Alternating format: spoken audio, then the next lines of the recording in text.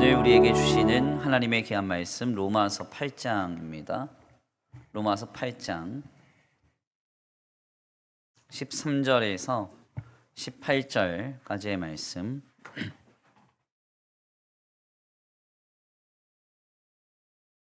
로마서 8장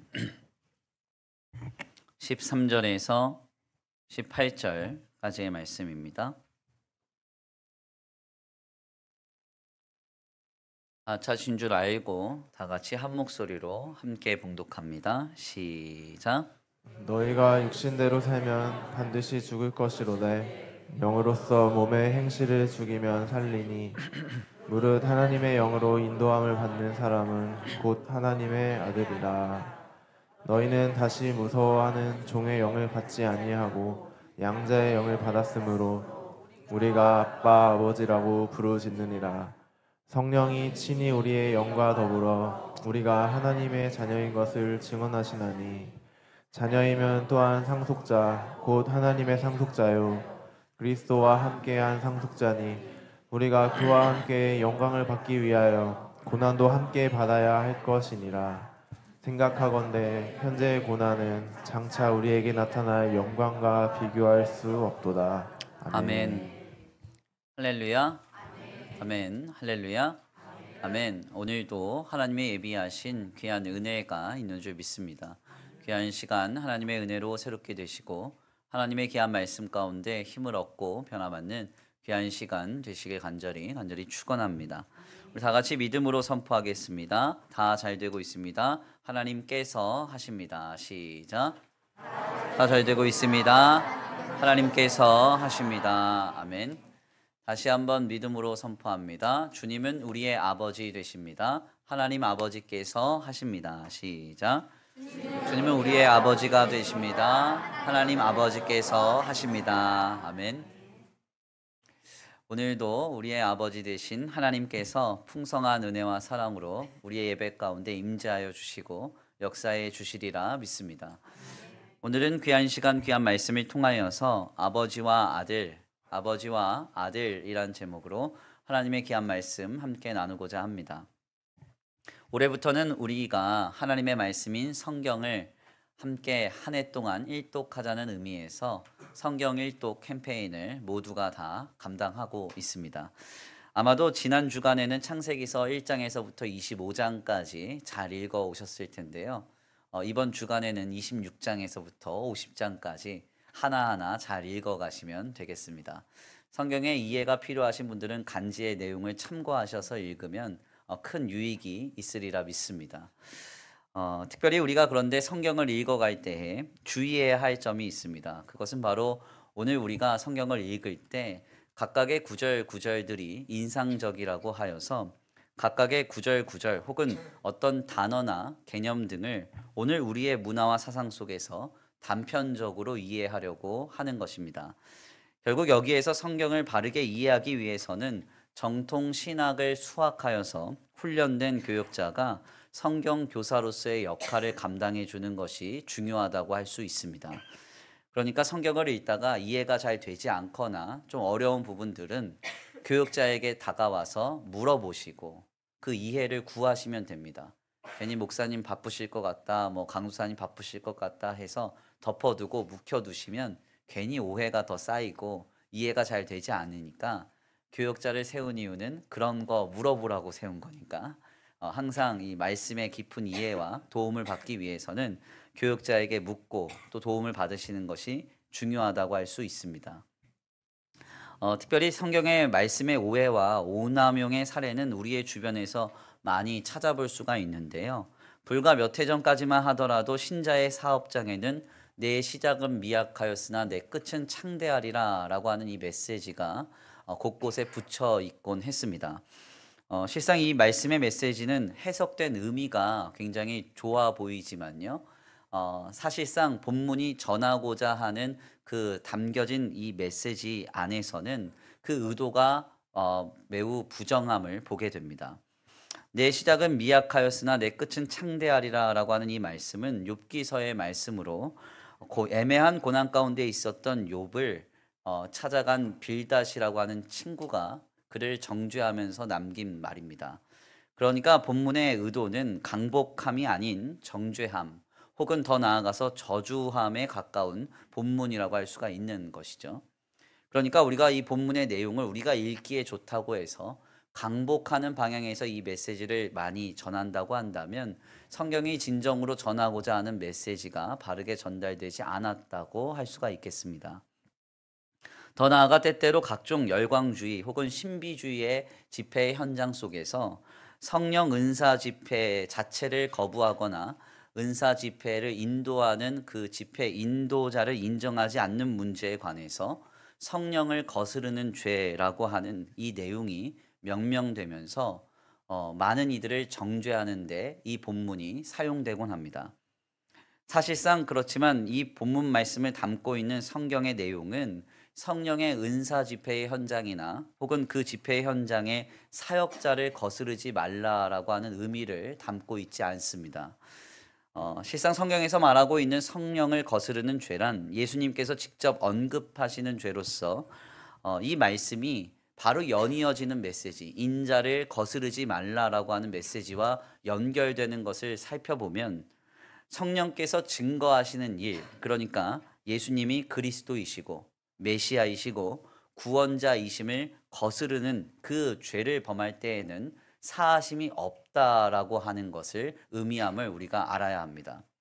그러니까 본문에서 성령을 거스르는 죄가 사하심이 없으니까 성령의 은사 집회를 인정하지 않거나 혹은 은사 집회자를 그 인도하는 그 집회 은사자를 인정하지 않는 그런 모습으로 이 본문 말씀이 사용될 때에는 잘못 사용되었다고 말할 수 있어야 한다는 것입니다.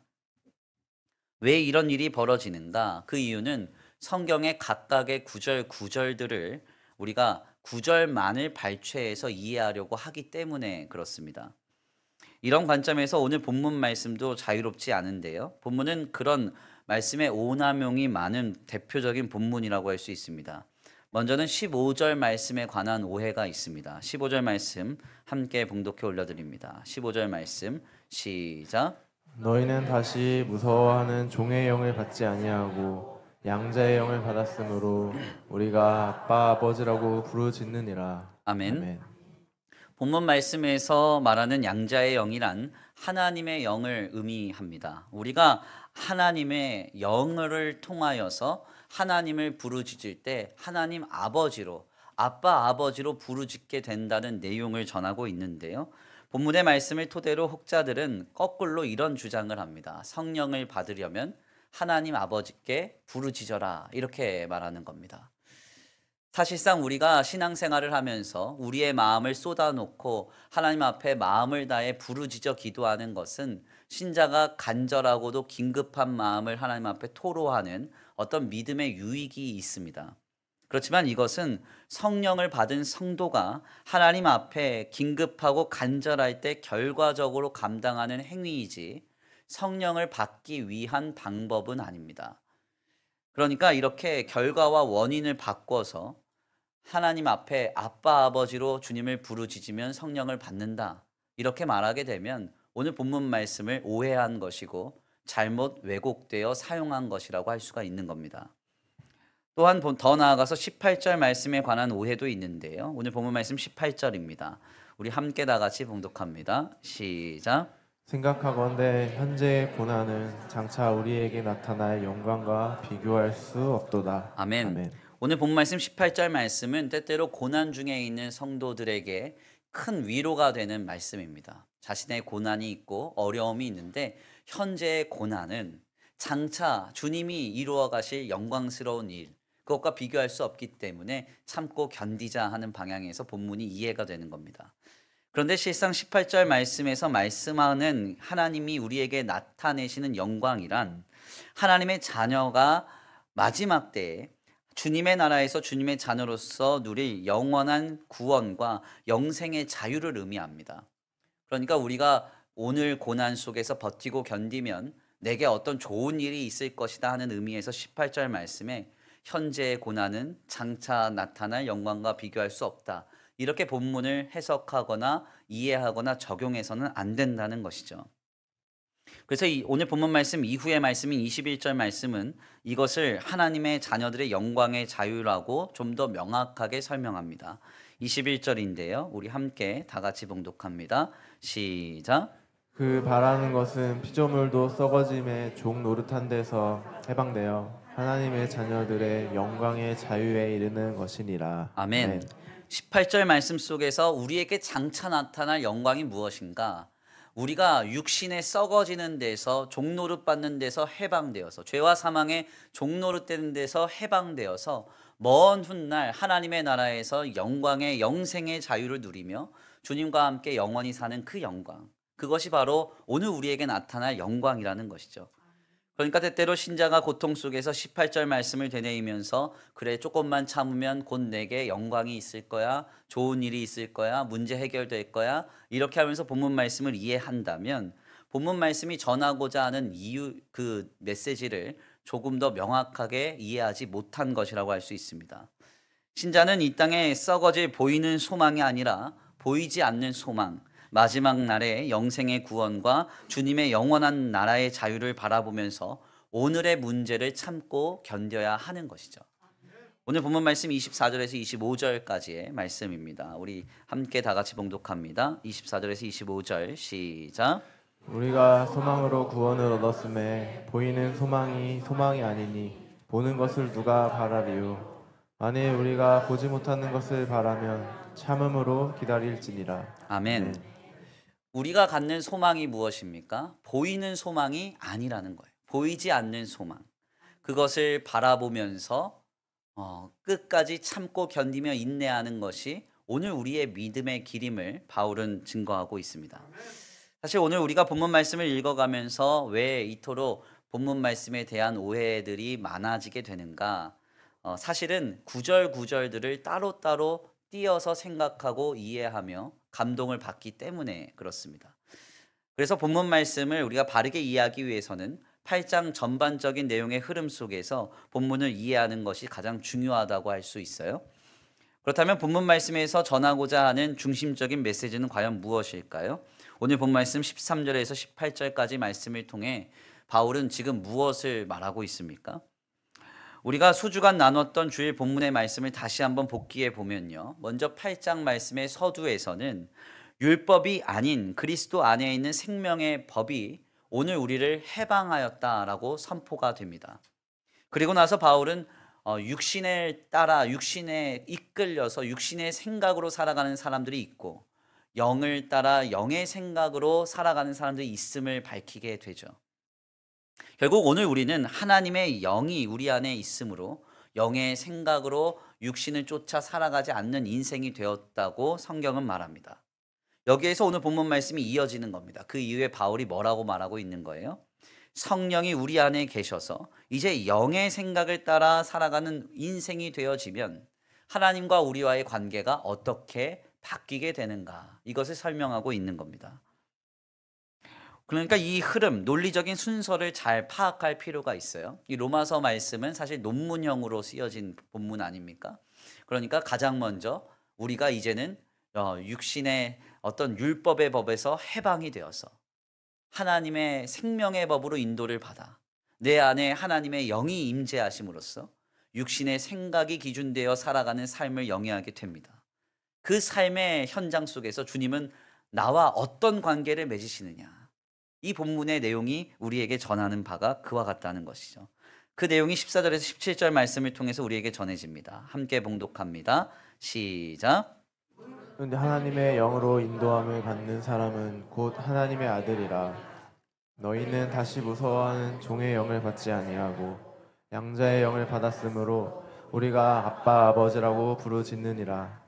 성령이 친히 우리의 영과 더불어 우리가 하나님의 자녀인 것을 증언하시나니 자녀이면 또한 상속자 곧 하나님의 상속자요 그리스도와 함께한 상속자니 우리가 그와 함께 영광을 받기 위하여 고난도 함께 받아야 할 것이니라. 아멘. 그리스도 예수 안에 있는 생명의 성령의 법이 나를 죄와 사망의 법에서 해방시키고 하나님의 영으로 인해서 이제 영의 생각을 기준 삼아 우리의 삶을 영위하게 될 때 하나님은 우리를 어떻게 삼으신다고요? 자신의 아들로, 자녀로 삼으신다고요. 그래서 본문 말씀에서 계속해서 증거되는 중요한 개념은 아들, 아버지, 자녀, 상속자 이런 개념입니다. 바울은 우리에게 예수를 그리스도로 영접하여서 하나님의 영을 받은 우리가 이제는 하나님과 어떤 관계로 나아가게 되는지를 분명하게 설명하고 있어요. 하나님은 우리의 아버지가 되시고요. 우리는 주님의 자녀가 된다고 말합니다.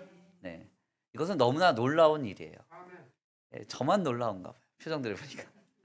본문 말씀 막 읽어가면서 마음이 막 뜨거워지셔야 됩니다.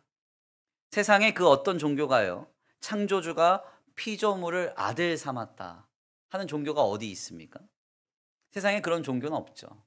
자신을 아버지로 삼고 그리고 피조물들을 아들 삼고 자녀 삼았다, 이렇게 말하는 종교는 그 어디에도 없습니다. 이 일을 위해서 창조주 그 자신이 희생했다고 말하는 종교도 없습니다.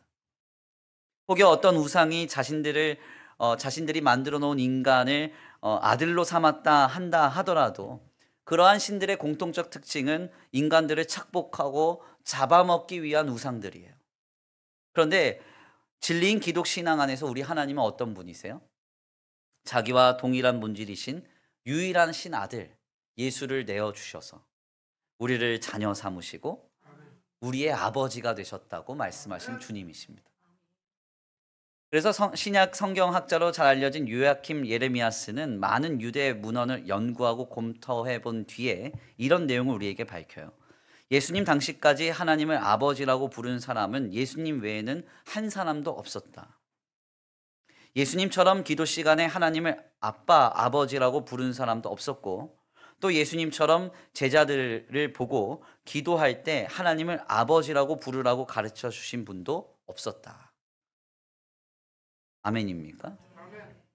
무슨 이야기예요? 우리 예수 그리스도께서 우리에게 오셔서 자기 자신을 내어주사 완성하신 하나님의 구원은 하나님과 우리와의 관계를 완전히 바꿔버렸다는 거예요. 아버지와 아들의 관계로 바꾸셔서 오직 주님 안에서 이제 우리는 하나님을 아버지라 부르며 그리고 우리는 하나님의 자녀가 되어서 이 땅을 살아가게 되었다는 사실을 깨닫게 되는 겁니다. 오늘 본문의 말씀은 바로 이러한 진리인 기독 신앙의 정수를 담고 있어요. 그리스도 예수 안에서 시작된 생명의 법이 오늘 우리에게 하나님의 영을 주어서 영의 생각으로 충만케 되어 육신으로 살아갈 수 없는 존재가 되게 하셨고, 이로 인하여서 우리는 하나님을 아버지라 부르며 하나님은 우리를 자녀 삼으시며 나아가는 관계가 우리에게 허락되었다고 말하고 있는 겁니다. 결국 우리는 우리의 첫 신앙의 고백을 아버지 되신 하나님을 부르며 시작합니다. 교회사 속에서 수많은 신앙의 고백이 있습니다. 사도신경으로부터 글씨가 보이실지 모르겠는데요. 웨스트민스터 신앙 고백에 이르기까지 수많은 역사적인 현장 속에서 각각의 의도와 목적에 따라서 바른 신앙의 고백이 계속적으로 우리에게 전해지죠. 그런데 그럼에도 불구하고 수천 년 동안 교회사의 현장 속에서 공통적으로 바른 신앙의 고백으로 우리에게 전해지는 것이 무엇인가? 바로 사도신경입니다. 그 사도신경의 첫 줄이 어떻게 시작되죠? 나는 전능하신 아버지 하나님, 천지의 창조주를 믿습니다. 아멘입니까? 나는 천지의 창조주를 믿습니다가 아니에요. 나는 전능하신 하나님을 믿습니다가 아닙니다. 나는 전능하신 아버지 하나님을 믿는다는 거예요. 그분이 천지의 창조주임을 믿는다는 겁니다. 또한 우리 예수님께서 우리에게 가르쳐 주신 기도의 첫 간구는 어떻게 시작되죠? 하늘에 계신 우리 아버지여, 이렇게 시작됩니다. 그러니까 우리의 신앙의 고백의 첫 줄, 우리가 하나님 앞에 간구할 때 그 첫 줄, 아버지 되신 하나님을 고백하는 데서부터 시작이 된다는 거예요. 오늘 우리의 신앙의 첫 걸음은 우리가 하나님과 변화된 관계가 되었음을 인정하고 인식하고 신앙하는 데서부터 시작이 된다는 이야기입니다. 하나님은 우리의 아버지가 되시고 우리는 하나님의 자녀가 되었다는 사실, 이것을 우리는 항상 기억하고 주지하며 살아가야 되는 것이죠. 신자는 특별히 모든 일상을 살아내면서 그리스도 예수로 말미암아 하나님과 우리 사이의 변화된 관계를 전제하고 목도해야 합니다. 그리고 이것을 통하여서 모든 것을 해석하고 반응할 수 있어야 돼요. 우리가 인생을 살아가다 보면 때때로 마음에 들지 않는 일이 벌어집니다. 그리고 때때로 우리의 생각과 맞지 않는 상황이 우리에게 경험될 수도 있습니다. 그러나 그럴 때에도 우리 곁엔 누가 계셔요? 하나님 아버지가 계신다.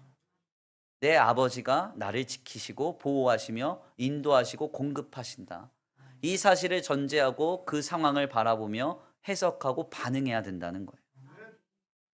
성경에서 말씀하시는 그 하나님 아버지는 우리의 유교적 정서 아래서 권위적이거나 무관심한 아버지가 아닙니다. 이 아버지는 자기 자신을 위해서, 자기 자녀를 위해서 모든 것을 내어줄 태세를 갖추신 분이세요. 그리고 실제로 자기 자신을 내어주셨어요. 지금도 살아계셔서 어떻게 하면 나를 살릴까 하는 생각으로 늘 고심하는 분이시고, 지금도 간섭하시고 주무시지도 않고 쉬지도 않고 우리를 향하여 일하시며 역사하시는 그 하나님이 우리의 아버지 되시는 주님이십니다.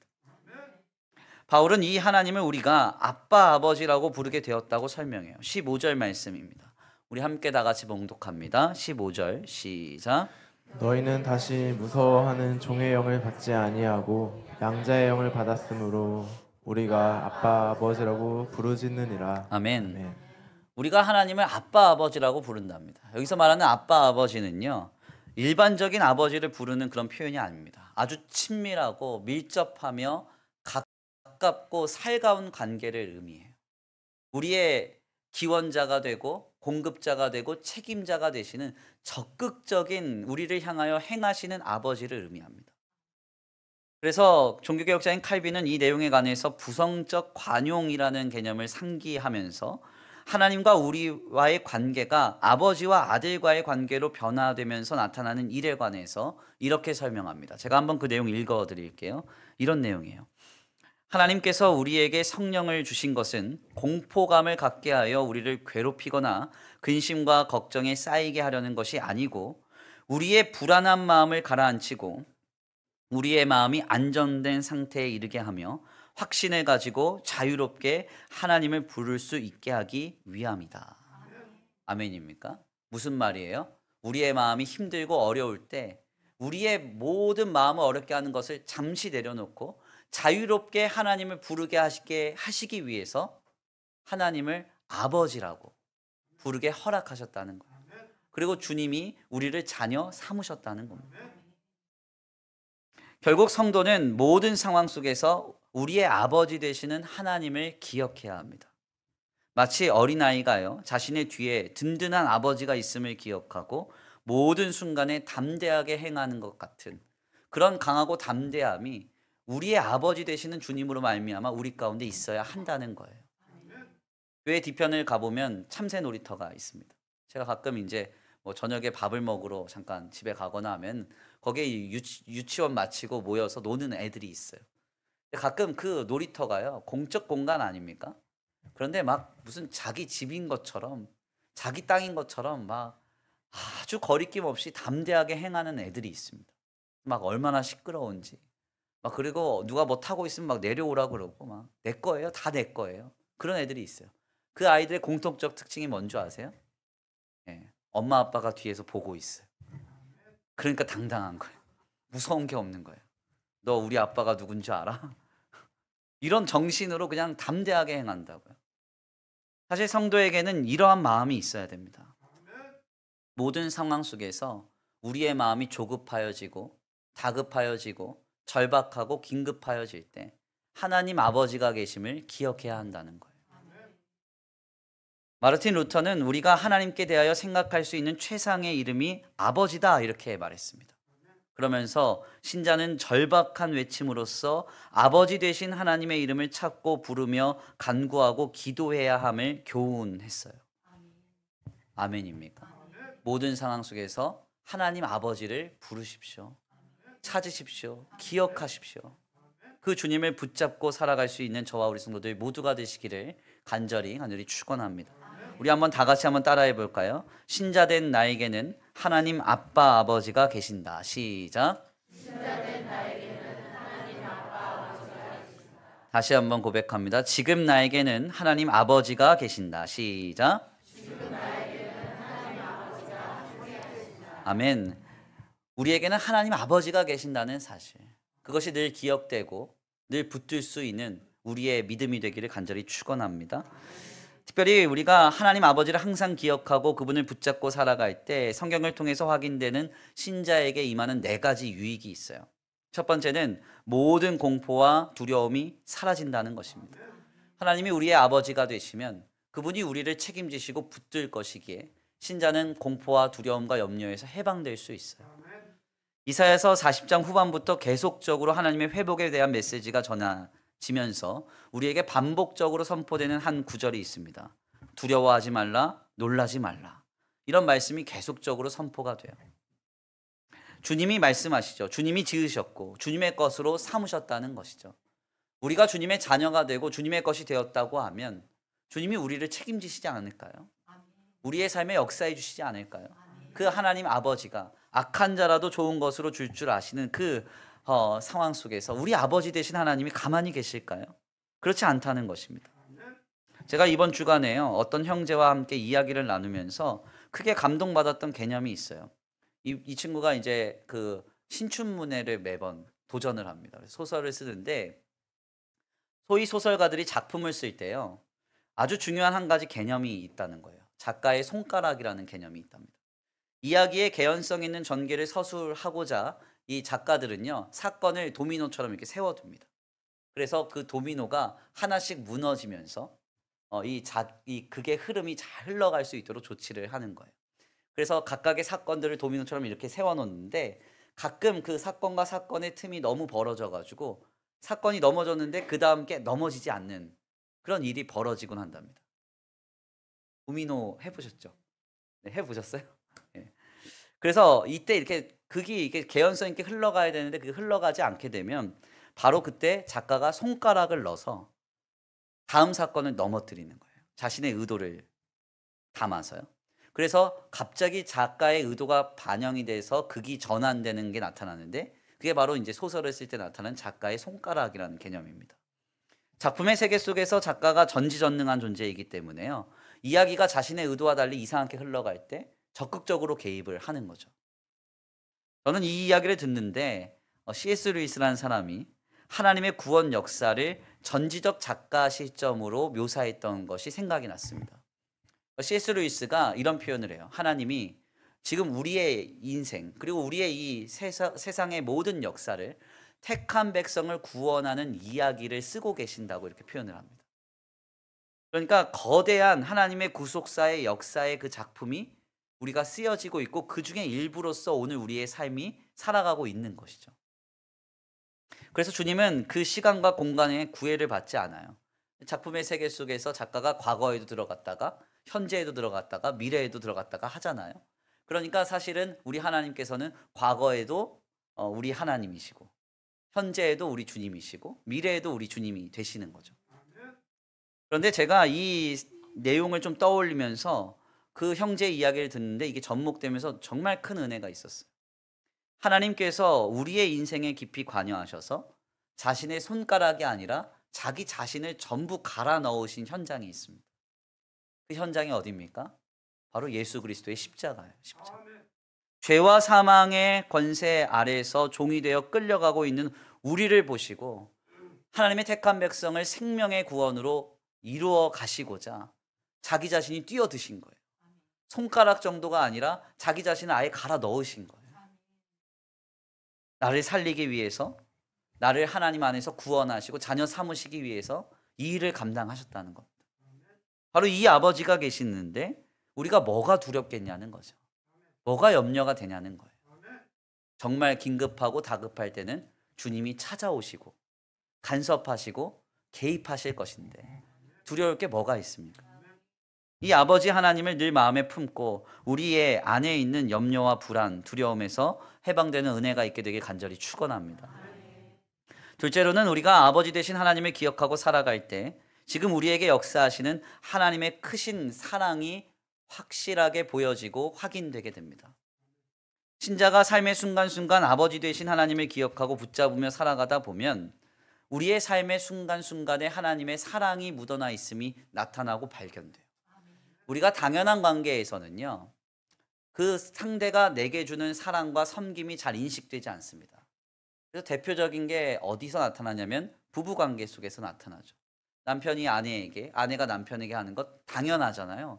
당연하니까 이게 사랑인지 뭔지 모르는 거예요. 그런데 한 분이 먼저 가시면, 죄송합니다. 아무튼 한 분이 하나님의 부르심을 받으시면 그 부재된 자리에서 느껴지는 거죠. 아, 이게 사랑이었구나. 그래서 일반적으로는 이제 먼저 소천하신 부모님들의 자리를 생각하면서, 아, 부모님들이 아무렇지도 않게 걸었던 말 한마디, 어떤 행동들, 아, 이게 다 사랑이었구나. 계시지 않으니까 깨닫게 되는 거죠. 그러니까 관계를 바르게 인식하면서 삶을 살아가면 그 안에 우리에게 공급되는 사랑이 명확하게 보여진다는 거예요. 하나님이 우리의 아버지 되신다는 걸 붙잡고 살아가면 그 아버지 되신 하나님이 우리의 삶에 얼마나 충만한 은혜와 사랑을 베풀어 주셨는지가 보여지는 겁니다. 봐야지 눈을 씻고 봐야 발견되는 게 아니라, 의지적으로 노력해야 발견되는 게 아니라, 아버지 되신 하나님과 함께 삶을 영위하다 보면 자연스럽게 그게 보여지고 느껴지는 것이죠. 세 번째로, 우리가 하나님 아버지를 인식하고 그 관계를 붙들며 살아가다 보면 주님을 닮아가는 삶을 자연스럽게 살아가게 됩니다. 하나님 아버지를 시시각각 인식합니다. 그분을 인정합니다. 그런 삶은 당연하게도 아버지를 닮아가게 되어 있어요. 예. 저도 여기 앉아 계시면 저희 아버지 너무 어려웠어요. 어렸을 때. 너무 무서웠습니다. 집에 들어오면 집안의 빛이 막 푸른 빛으로 바뀌었어요. 아버지가 계시면. 우한 연기가 막 보이는 것 같고. 그래서 집 앞에까지 친구를 데리고 왔다가도 아버지 계시면, 야, 아빠 있다, 집에 돌아가라. 들어오지도 못하게. 얼마나 무서운지. 그래서 아버지를 늘 의식하면서 살았거든요. 제가 요즘에 저희 어머니한테 가장 많이 듣는 이야기가 뭐냐면, 너는 어떻게 네 아빠랑 똑같이 얘기하냐, 행동하는 것도 어떻게 똑같냐 그래요. 그래서 제가 그러죠. 거꾸로 그런 말이에요. 안 똑같으면 어쩔 뻔했냐고. 그런 얘기합니다.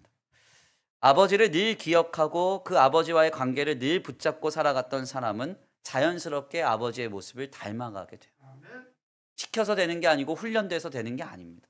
의지적으로 노력한다고 이루어지는 게 아니에요. 아버지를 늘 의식하니까 그 아버지의 모습을 자연스럽게 담게 되는 것이죠. 그래서 에베소서 5장 1절은 그러므로 사랑을 입은 자녀같이 너희는 하나님을 본받는 자가 되라, 이렇게 증거합니다. 자신이 먼저 사랑을 입은 자녀임을 인식할 때 주님을 본받는 자로서의 삶이 자연스럽게 감당되는 거예요. 이 은혜가 우리에게 임하길 간절히 축원합니다. 마지막으로, 우리가 하나님을 아버지로 고백하고 인식하며 살아갈 때 경험되는 유익은 하나님의 자녀된 성도들을 향한 사랑이 회복된다는 겁니다. 우리가 한 피바다 한 몸 이룬 교회로서 서로 각기 다른 사람들이 모여서 주님의 공동체를 이루어갑니다. 가끔 우리가 이렇게 공동체를 이루다 보면은 정말 이해가 되지 않고 나랑은 맞지 않는 사람들이 있죠. 속으로 저 인간 왜 저래? 저 인간 왜 저래? 저만 그런가 봐요. 네. 그런 마음을 품을 때가 있어요. 마음이 막 힘들죠. 이해가 안 돼요. 저 사람은 왜 저럴까? 이 사람은 왜 저럴까? 근데 좀 가만 생각을 해보면 우리가 하나님을 아버지로 모시면 그 이해되지 않는 그 사람은 내 형제가 됩니다. 내 자매가 돼요.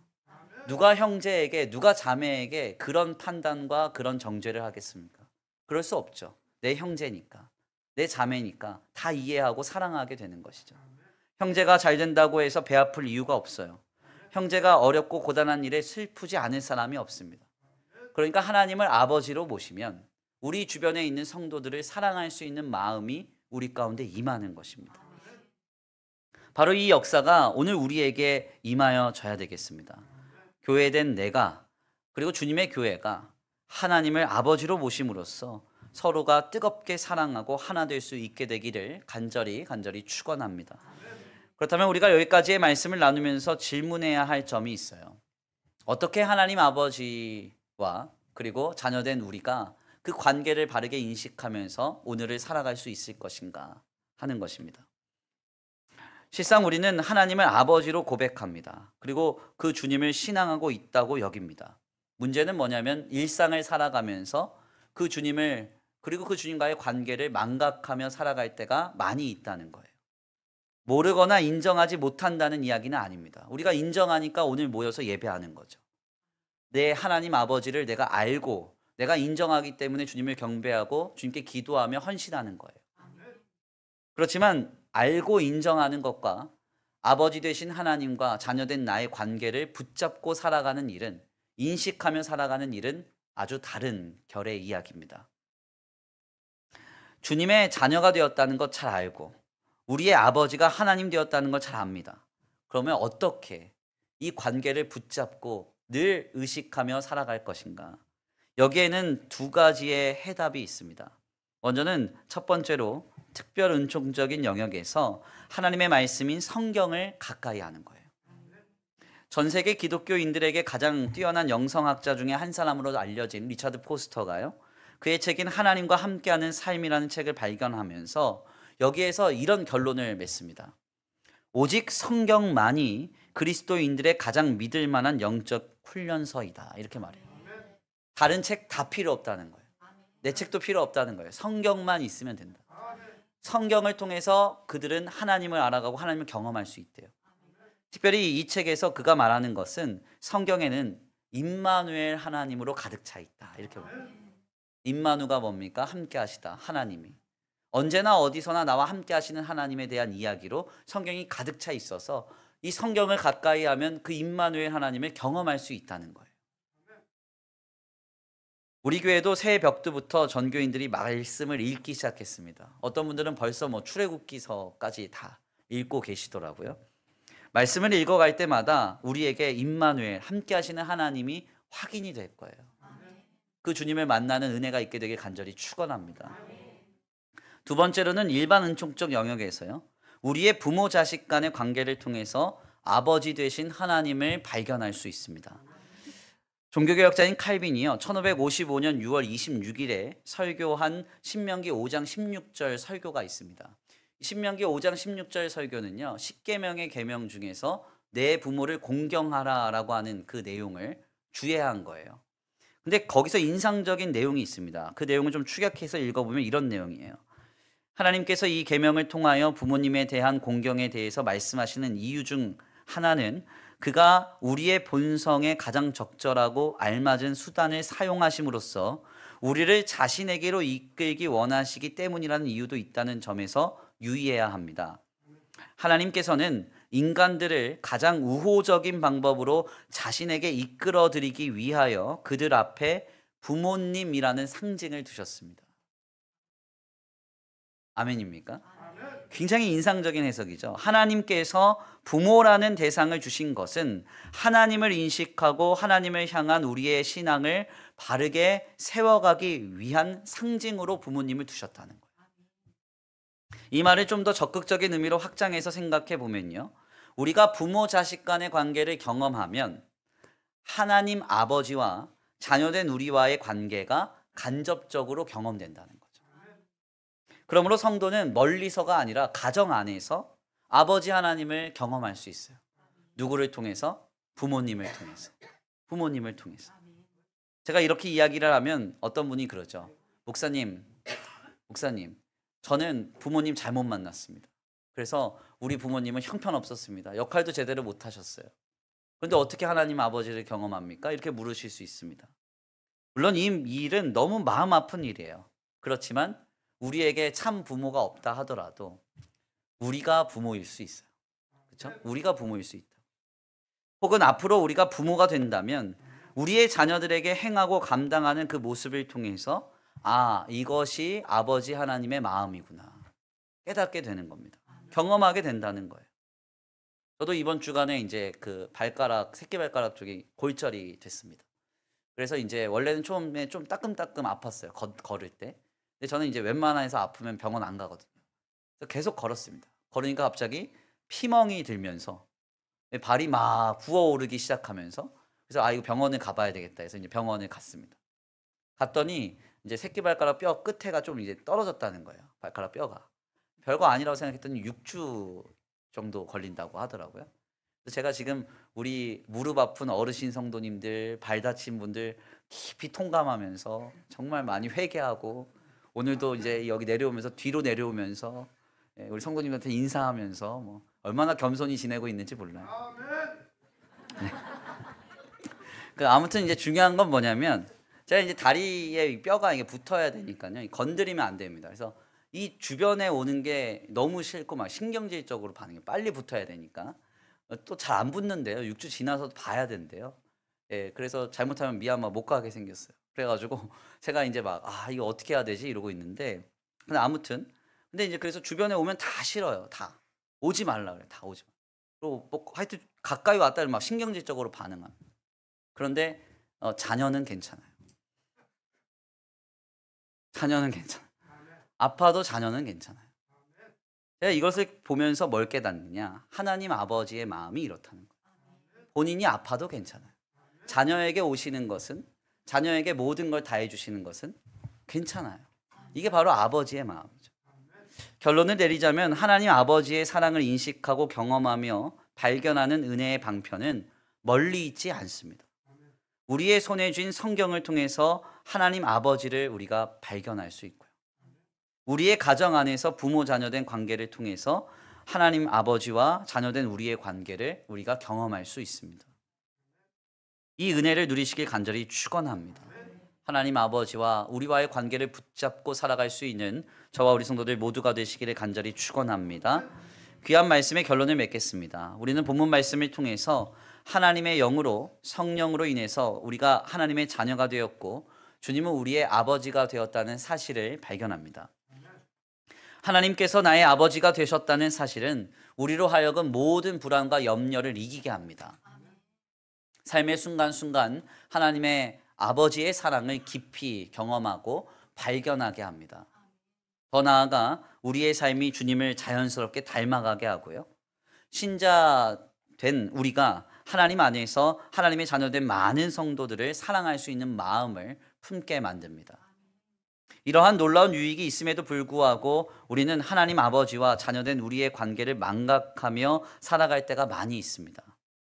지금 성경을 펼치셔서요, 임마누엘, 졸지도 쉬지도 않고 우리와 영원히 함께 하시는 아버지 되신 주님을 만나시기를 바랍니다.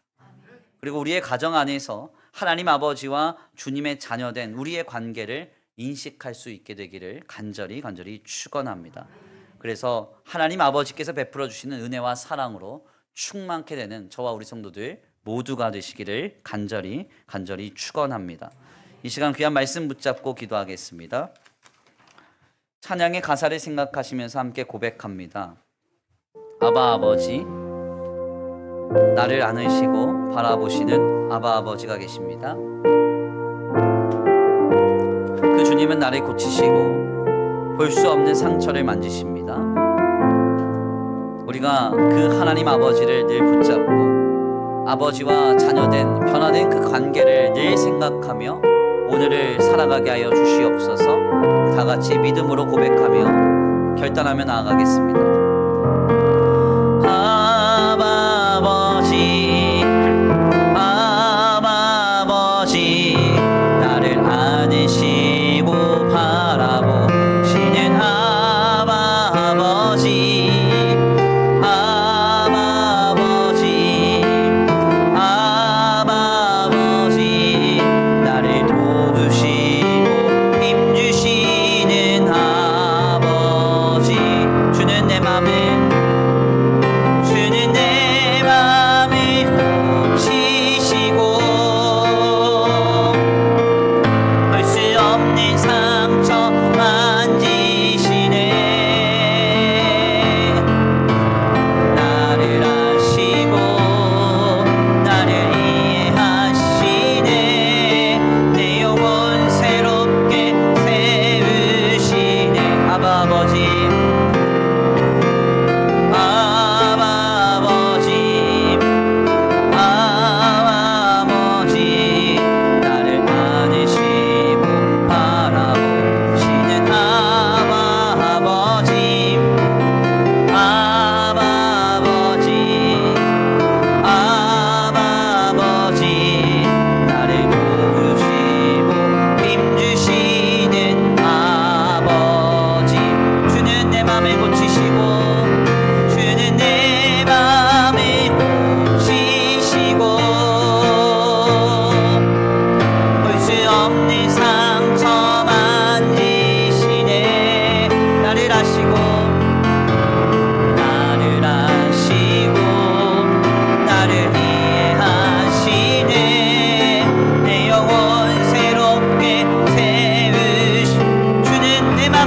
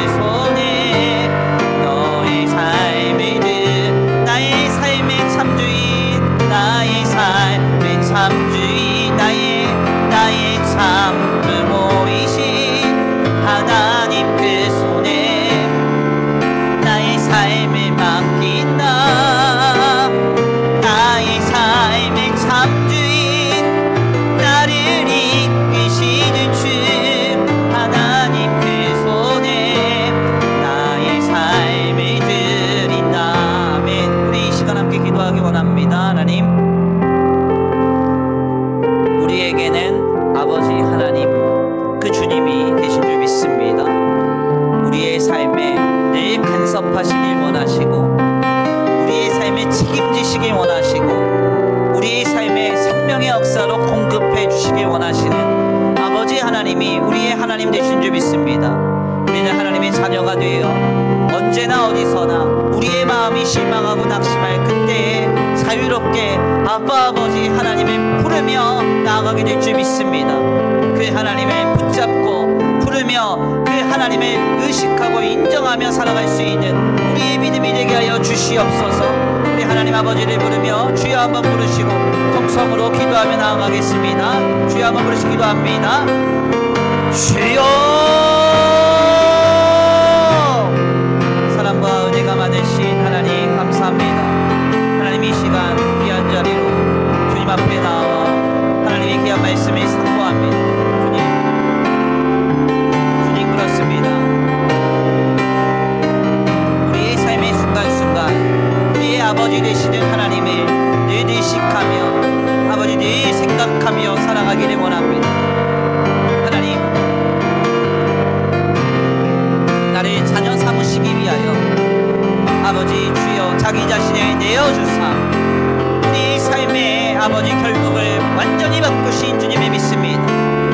아버지 손가락 하나 넣으신 것이 아니라 자기 자신을 아예 갈아 넣으시고 물과 피를 아낌없이 쏟아 부으시고 희생하시고 죽으사 나를 위하여 모든 것 내어주신 그 주님이 나를 하나님의 자녀로 나의 하나님 아버지가 되셨음을 아버지 믿습니다. 아버지 이 시간 아버지 이 믿음을 다시 한번 우리가 마음에 새기며 모든 순간에 하나님 아버지를 붙잡고 살아가게 하여 주시옵소서. 하나님 아버지를 생각하며 의식하며 믿음으로 살아갈 수 있는 우리 신앙이 되기를 원합니다. 지금 이곳에서 말씀하시고 우리의 아버지 되신다고 아버지 우리에게 말씀하시고 우리의 마음과 우리의 생각을 붙잡아 주시옵소서. 모든 삶의 순간순간 아버지 우리에게 역사해 주실 주님을 기대합니다.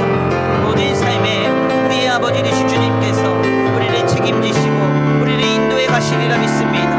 아버지 주여 주여 주여 모든 순간 아버지 주여 아버지 우리의 마음을 지키게 하시고 낙심하거나 실망하지 않도록 우리의 마음이 넘어지지 않도록 주여 붙들어 주옵소서. 모든 순간에 내게는 아버지 되신 하나님이 계신다고 내 아버지 되신 주님께서 나를 지키시고 인도하시며 보호하실 것이라고 믿고 바라며 아버지 끝까지 인내하며 승리할 수 있는 우리의 믿음이 되게 하여 주시옵소서.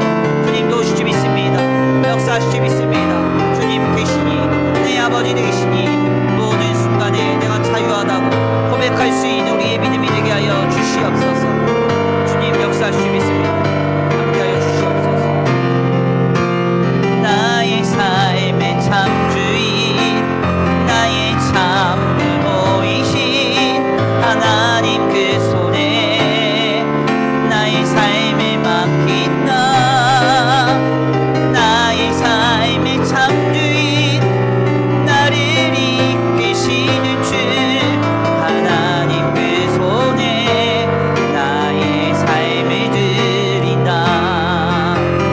나의 삶의 참주인 나의 참모이신 하나님 그 손에 나의 삶을 맡긴